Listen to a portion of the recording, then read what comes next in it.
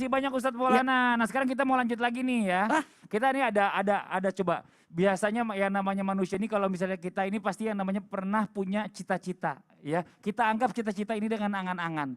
Kita ibaratkan lagi dengan khayalan sebenarnya. Ternyata katanya di situ adalah doa sebenarnya. Yang namanya cita-cita angan-angan itu adalah bagian dari doa. Ini penasarannya itu apa sebenarnya hubungan antara angan-angan atau khayalan ini dengan doa gitu loh. Nanti kalau misal orang banyak yang menghayal dong, nggak ada yang berdoa lagi takutnya ya. Ini kita minta penjelasannya dari guru kita Ustadz Bani. Mungkin yang lain bisa kembali ke tempat duduk. Tafadhol Ustadz Bani.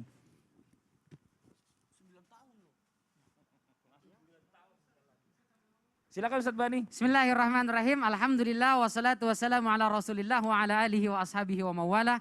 La haula wa la quwata illa billah. Ada hadis diriwayatkan dari Aisyah radhiyallahu anha wa ardhaha. Kata Rasulullah sallallahu alaihi wasallam, "Idza tamanna ahadukum falyukthir fa innama yas'alu rabbah." Kalau ada di antara kalian sedang berangan-angan tamanna, maka hendaklah perbanyak angan-angan itu. Kenapa? Karena sesungguhnya ketika seorang berangan-angan, dia sedang meminta kepada Allah Subhanahu wa taala. Ustadz, bukannya nggak boleh panjang angan-angan? Bukannya nggak boleh banyak menghayal? Kok bisa menghayal berangan-angan itu adalah bagian dari doa?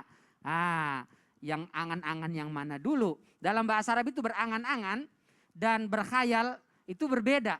Ada tamanna, tamanni, umniyah. Ada namanya tulul amal. Jadi tulul amal, panjang angan-angan itu yang tidak boleh. Apa bedanya? Kalau tamanni, dia menginginkan sesuatu, membayangkan sesuatu, lalu muncul dalam dirinya, ya Allah saya pengen punya rumah seperti ini. Mudahkan ya Allah, mungkin kalau punya rumah seperti ini saya ibadah saya lebih rajin ya Allah. Saudara-saudara saya bisa silaturahim, bisa nyaman tinggal di rumah saya ya Allah. Mungkin ada keberkahan ya Allah. Mohon mudahkan ya Allah. Lalu dia ikhtiar, lalu setelah itu dia bekerja keras untuk mewujudkan keinginan dan cita-citanya. Itu yang dianjurkan. Itu yang disebut dengan tamanni atau al-umniyah.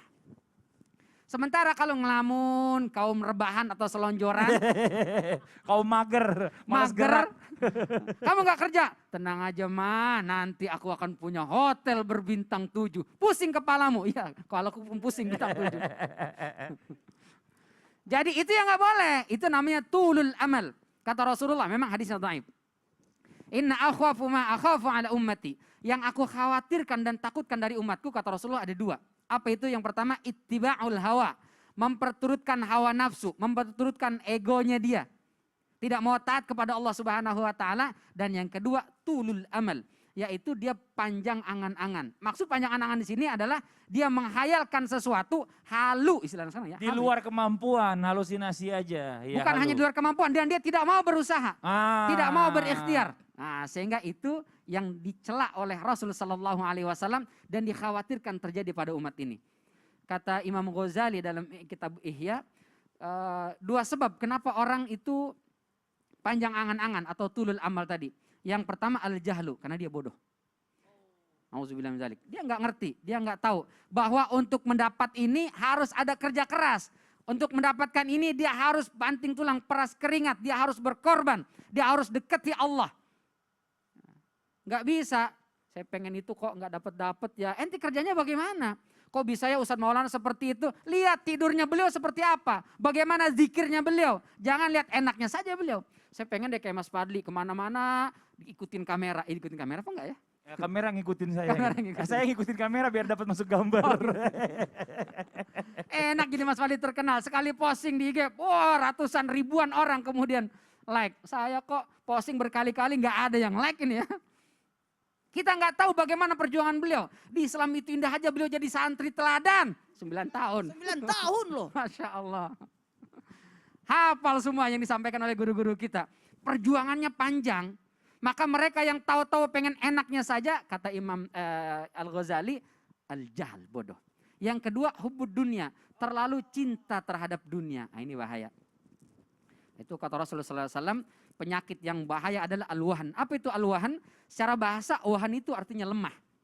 Yang membuat kita lemah, membuat kita tidak bersemangat, membuat kita tidak energik, membuat kita tidak produktif adalah, kata Rasulullah SAW, itu adalah wahan. Apa itu wahan? Hubbud dunya wa karahiyatul maut. Cinta terhadap dunia, takut mati.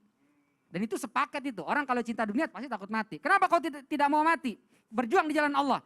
Ustadz, rumah saya baru lunas. Kalau saya mati siapa yang nempatin? Ustadz, saya baru nikah, istri saya cantik. Nanti kalau saya meninggal siapa yang gantiin? La ilaha illallah. Kalau dia cinta kepada dunia, maka akan takut meninggalkan dunia ini. Karena harapan dan cita-citanya adalah hanya untuk mengejar dunia. Tapi kalau kita menginginkan sesuatu, menghayalkan sesuatu, lalu kita mohon kepada Allah, kita ikhtiar dengan baik, itu termasuk khayalan yang dianjurkan oleh Rasulullah SAW karena bagian dari doa. Masya Allah, jazakallah khairan kasiran buat guru kita. Jadi kayak semacam ada saya punya target insya Allah gitu. Karena ada target itu jadi kita berusaha. Jadi bukannya hanya hayal-hayalan yang omong kosong, nauzubillah min zalik.